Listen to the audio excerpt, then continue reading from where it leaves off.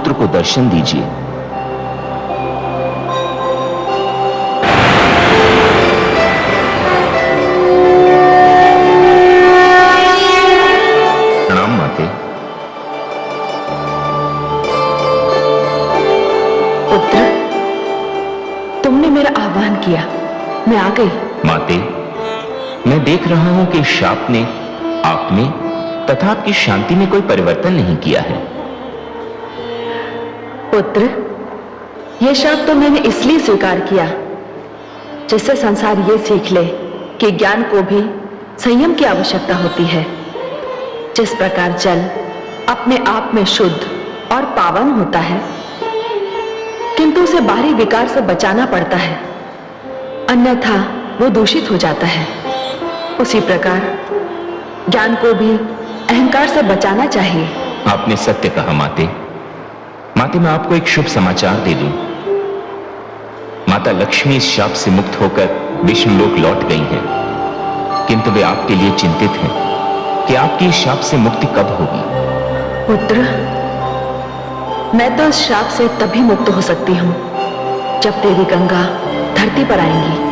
किंतु माते, वे तो आपके शाप के भय से पिताश्री के कमंडल में जाकर छिप गई हैं। हाँ, मैं जानती हूं। फिर तो माते, कोई ऐसा उपाय करना पड़ेगा जिससे कि देवी गंगा को पिताश्री के कमंडल से निकालकर धरती पर लाया जा सके। किंतु पुत्र, यह इतना सरल नहीं है। इस मार्ग में बहुत सारी बाधाएं और कठिनाइयां हैं। माते, आप चिंता ना कीजिए।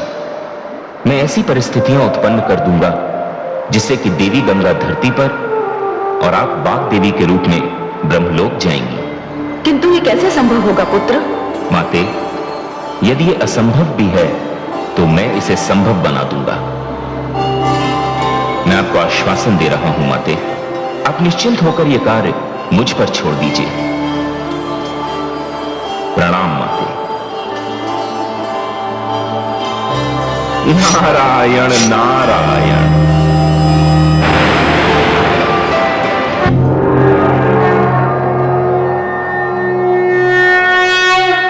हे आदिशक्ति, हे देवी भुवनेश्वरी, क्या यह सत्य है कि देवी गंगा के पृथ्वी पर जाते ही मेरी शक्ति देवी सरस्वती को ब्रह्मलोक में ब्रह्मणी के रूप में आने की सुविधा प्राप्त हो जाएगी? हाँ महादेवी, यह सत्य है।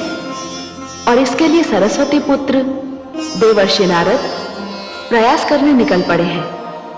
किंतु हे आदिशक्ति, देवर्षि नारद क्या प्रयास करेंगे? वही प्रयास जिससे उनकी माता देवी सरस्वती उस शाप से मुक्त होकर ब्रह्मलोक पहुंच जाए। किंतु इसके लिए तो देवी गंगा को ब्रह्मा जी के कमंडल से धरती पर लाना होगा। क्या नारद जी इसे संभव बना पाएंगे? हे महादेवी, देवर्षि नारद ने न्याय, धर्म और नीति की रक्षा के लिए जीवन समर्पित कर दिया। वे क्या करेंगे मैं आपको नहीं बताऊंगी। आप स्वयं देखिए कि नारद कहां-कहां जाते हैं और क्या-क्या करते हैं। हे महाशक्ति, आपकी लीला न्यारी है।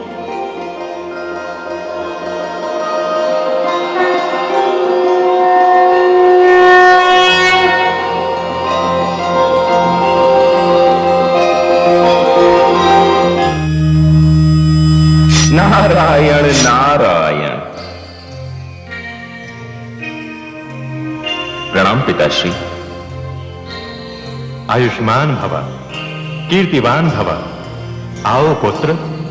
पिताश्री, मैं अभी अभी माताश्री से मिलकर आ रहा हूं और उन्हें उनके ब्रह्मलोक लौटने का आश्वासन भी देकर आ रहा हूं। अर्थात पिताश्री, माताश्री ने मुझे बताया कि उन्हें उनके शाप से मुक्त होने और ब्रह्मलोक में आगमन के लिए देवी गंगा को धरती पर जाना होगा। पिताश्री, आप देवी गंगा को अपने कमंडल से मुक्त कर दीजिए।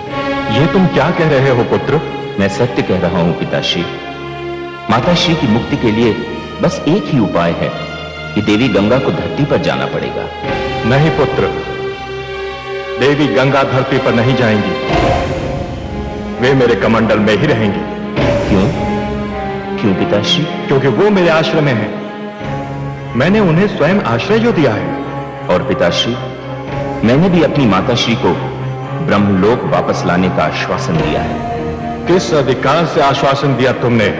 एक पुत्र होने के नाते और आपको भी एक पिता होने के नाते मेरे आश्वासन की लाज रखनी होगी। और देवी गंगा को दिया हुआ मेरा वचन?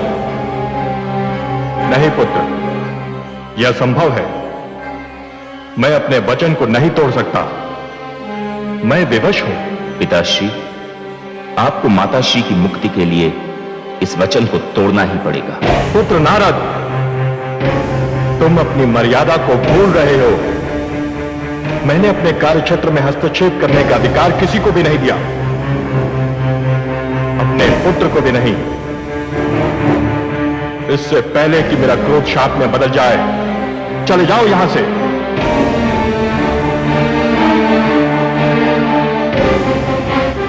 नारायण नारायण।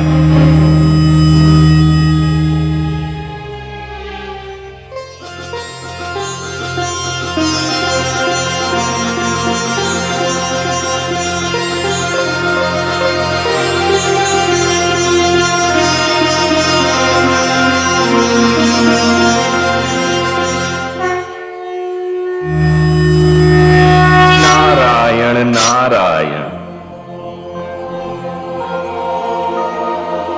प्रणाम प्रभु। आइए देवर्षि, क्या समाचार लाए हैं? प्रभु, ये समस्या तो और भी गंभीर हो चली है। समस्या गंभीर होती जा रही है? वो कैसे? प्रभु, मेरी माताश्री की मुक्ति तो तभी संभव है जब देवी गंगा पिताश्री के कमंडल से मुक्त होकर धरती पर आ जाए। और पिताश्री देवी गंगा को अपने कमंडल से मुक्त नहीं करना चाहते। वे कहते हैं कि उन्होंने देवी गंगा को आश्रय दिया है और वे अपना वचन नहीं तोड़ सकते। तो क्या होगा देवर्षि? प्रभु, आप मुझे कोई ऐसा मार्ग बताइए जिससे देवी गंगा को धरती पर लाया जा सके। देवर्षि, यह कार्य इतना सरल नहीं है। कदाचित आप देवी गंगा का स्वभाव नहीं जानते। यदि वो बिना आधार के धरती पर आ गई तो उनकी वेगवती धारा धरती के उस भाग को लेकर रसातल में पहुंचा देगी और ये बड़ा ही विनाशकारी होगा। तो मैं क्या करूं प्रभु? क्या मेरी माता को इस शाप से कभी मुक्ति नहीं मिलेगी? मेरा मार्गदर्शन कीजिए प्रभु। देवर्षि, मैं आपका मार्गदर्शन तो नहीं कर सकता। हां, केवल इतना कह सकता हूं कि इस समस्या का समाधान कहीं ना कहीं धरती से ही जुड़ा हुआ है। धरती से? हां, धरती पर एक राजा है जो महाराज सगर के नाम से विख्यात है। उनके 60,000 पुत्र हैं जिनकी आयु बहुत कम है।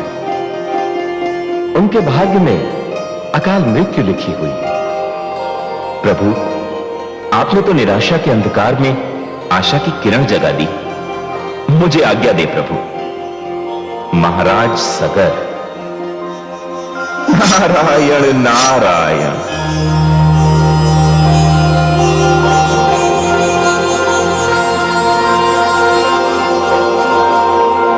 इक्ष्वाकु वंश के गौरव, धीर वीर गंभीर प्रजावत्सल महाराज सगर पधार रहे हैं।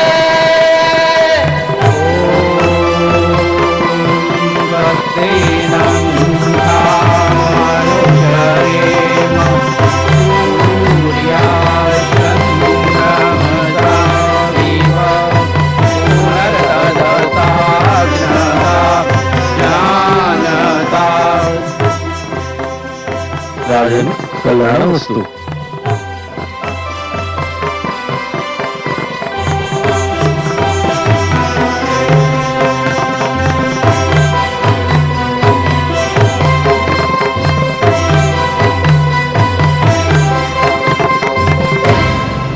महामंत्री जी। जी महाराज। ये मां भगवती की कृपा है मुझ पर कि उसने मुझे 60,000 पुत्र प्रदान किए। किंतु खेद इस बात का है उनमें से एक भी इस योग्य नहीं कि मेरा उत्तराधिकारी बन सके, जो मेरे पश्चात मेरी प्रजा को उत्तम शासन दे सके। नारायण नारायण। देवर्षि, प्रणाम देवर्षि। आयुष्मान भव। महाराज, आपको अपने पुत्रों से दुखी होने के स्थान पर कोई ऐसा उपाय करना चाहिए जिससे कि आपके पुत्रों के ही कारण आपकी कीर्ति अमर हो जाए। ये कैसे संभव है देवर्षि? जिस राजा के 60,000 पुत्र हों, जिस राजा के इतने हाथ हों, उसे तो अश्वमेध यज्ञ करना चाहिए। एक नहीं, अनेक अश्वमेध। क्या ये संभव है देवर्षि? संभव है महाराज, अवश्य संभव है। आपका सामना करने की शक्ति आज धरती के किसी राजा में नहीं है। महाराज, आपके यज्ञ के अश्व को कौन रोक पाएगा? राजन, यदि आप अपने पुत्रों को पृथ्वी की चारों दिशाओं में भी भेज दें, तब भी आपके यज्ञ का अश्व सकुशल वापस लौट आएगा। देवर्षि, कृपया मुझे यह बताएं कि मेरे आतताई और उत्पाती कुपुत्र इस यज्ञ में उचित आचरण निभाएंगे? क्या यह यज्ञ संपन्न हो पाएगा देवर्षि? अवश्य संपन्न होगा महाराज। तब तो मैं यह यज्ञ अवश्य करूंगा, अवश्य करूंगा। धन्यवाद देवर्षि। आयुष्मान भव। नारायण नारायण।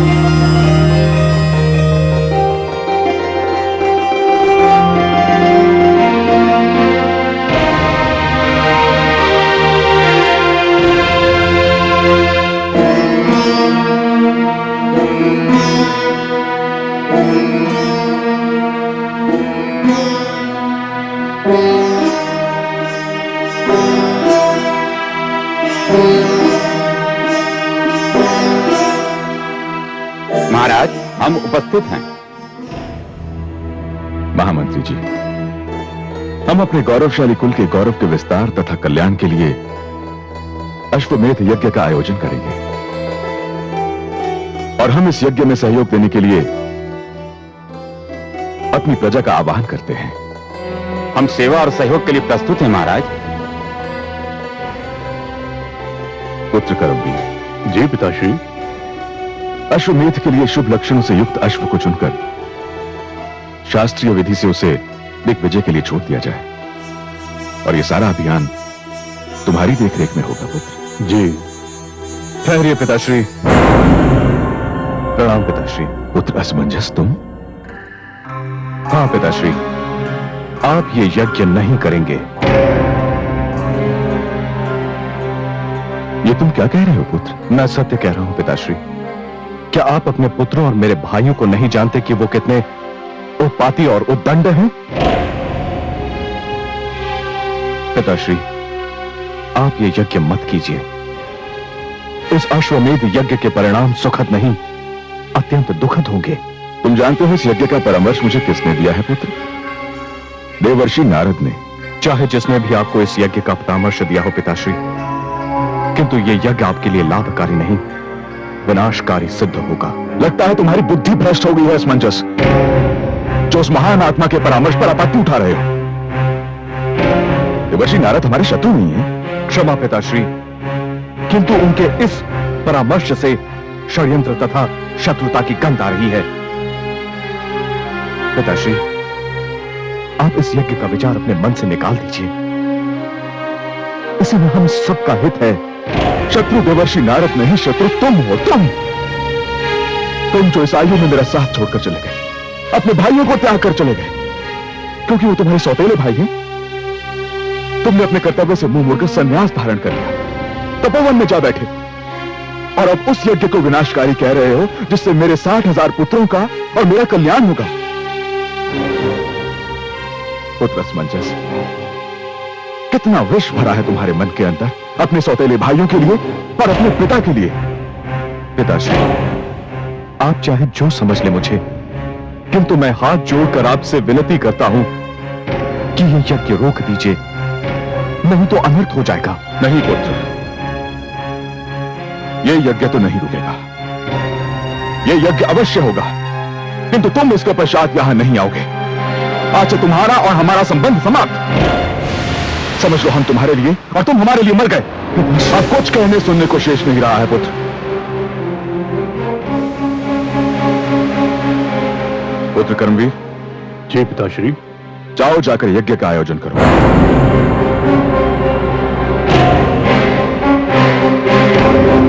जो आज्ञा पिताश्री।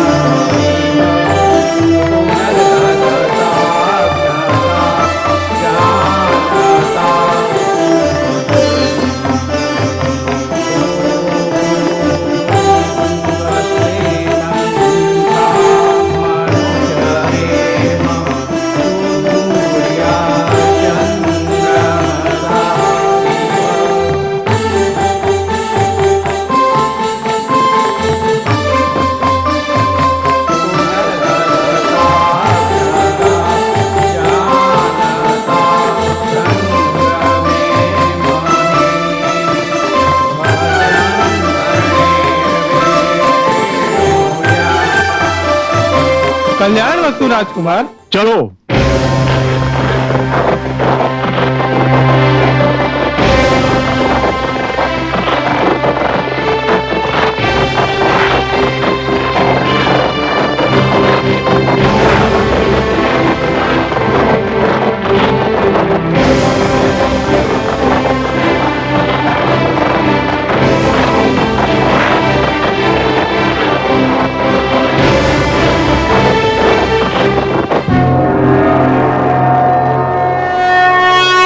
देवी भुवनेश्वरी, देवर्षि नारद ये कौन सा खेल खेल रहे हैं? राजा सगर से अश्वमेध करवाने के पीछे उनका क्या उद्देश्य है? वे ऐसे तो नहीं है कि व्यर्थ में किसी को कष्ट दें। आप क्या सोचते हैं, ये यज्ञ पूर्ण होगा? हाँ महादेवी, ये यज्ञ अवश्य पूर्ण होगा और महाराज सगर को अश्वमेध यज्ञ का फल भी मिलेगा। शेष तो आप देखती जाइए।